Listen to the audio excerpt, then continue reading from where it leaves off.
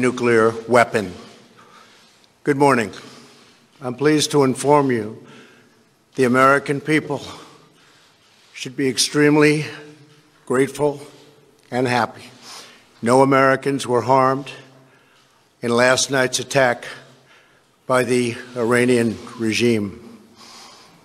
We suffered no casualties.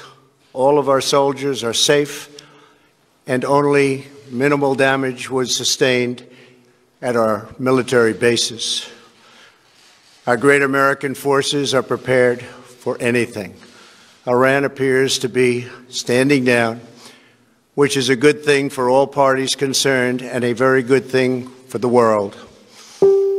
No American or Iraqi lives were lost because of the precautions taken, the dispersal of forces, and an early warning system that worked very well. I salute the incredible skill and courage of America's men and women in uniform. For far too long, all the way back to 1979 to be exact, nations have tolerated Iran's destructive and destabilizing behavior in the Middle East and beyond. Those days are over. Iran has been the leading sponsor of terrorism, and their pursuit of nuclear weapons threatens the civilized world.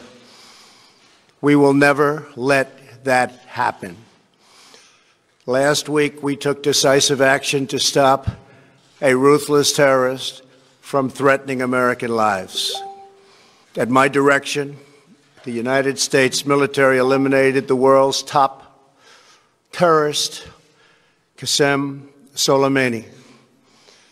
As the head of the Quds Force, Soleimani was personally responsible for some of the absolutely worst atrocities. He trained terrorist armies, including Hezbollah, launching terrorist strikes against civilian targets. He fueled bloody civil wars all across the region. He viciously wounded and murdered thousands of U.S. troops, including the planting of roadside bombs that maim and dismember their victims. Soleimani directed the recent attacks on U.S. personnel in Iraq that badly wounded 4 service members and killed 1 American, and he orchestrated the violent assault on the U.S. Embassy in Baghdad. In recent days, he was planning new attacks on American targets, but we stopped him.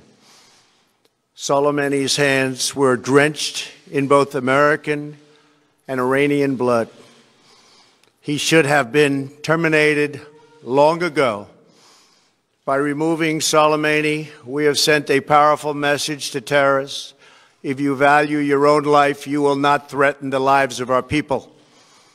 As we continue to evaluate options in response to Iranian aggression, the United States will immediately impose additional punishing economic sanctions on the Iranian regime.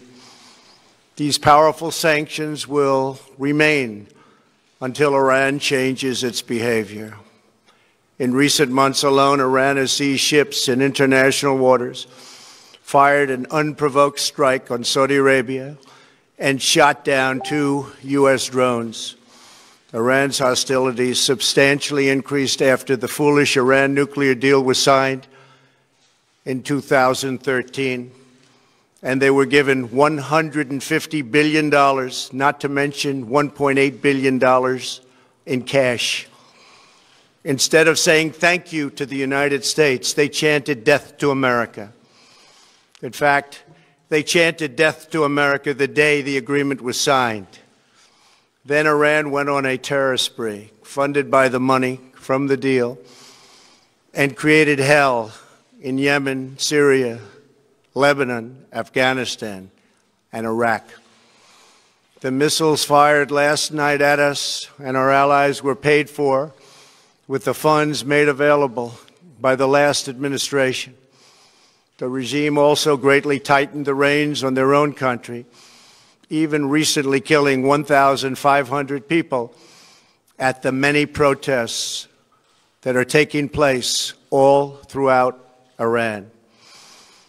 The very defective JCPOA expires shortly anyway and gives Iran a clear and quick path to nuclear breakout. Iran must abandon its nuclear ambitions and end its support for terrorism.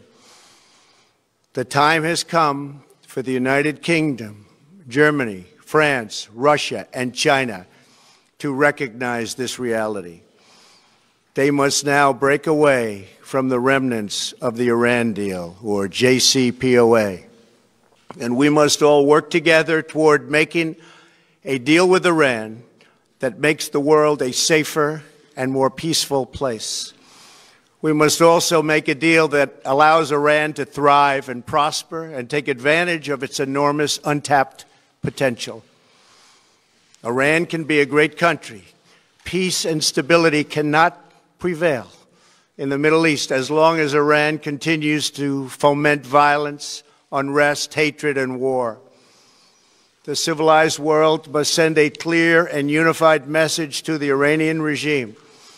Your campaign of terror, murder, mayhem will not be tolerated any longer. It will not be allowed to go forward. Today, I am going to ask NATO to become much more involved in the Middle East process. Over the last 3 years, under my leadership, our economy is stronger than ever before, and America has achieved energy independence. These historic accomplishments change our strategic priorities. These are accomplishments that nobody thought were possible. And options in the Middle East became available. We are now the #1 producer of oil and natural gas anywhere in the world. We are independent, and we do not need Middle East oil. The American military has been completely rebuilt under my administration at a cost of $2.5 trillion. U.S. armed forces are stronger than ever before. Our missiles are big, powerful, accurate, lethal, and fast. Under construction are many hypersonic missiles. The fact that we have this great military and equipment, however, does not mean we have to use it. We do not want to use it. American strength, both military and economic, is the best deterrent. 3 months ago, after destroying 100% of ISIS and its territorial caliphate, we killed the savage leader of ISIS, al-Baghdadi, who was responsible for so much death, including the mass beheadings of Christians, Muslims, and all who stood in his way. He was a monster. Al-Baghdadi was trying again to rebuild the ISIS caliphate and failed. Tens of thousands of ISIS fighters have been killed or captured during my administration. ISIS is a natural enemy of Iran. The destruction of ISIS is good for Iran, and we should work together on this.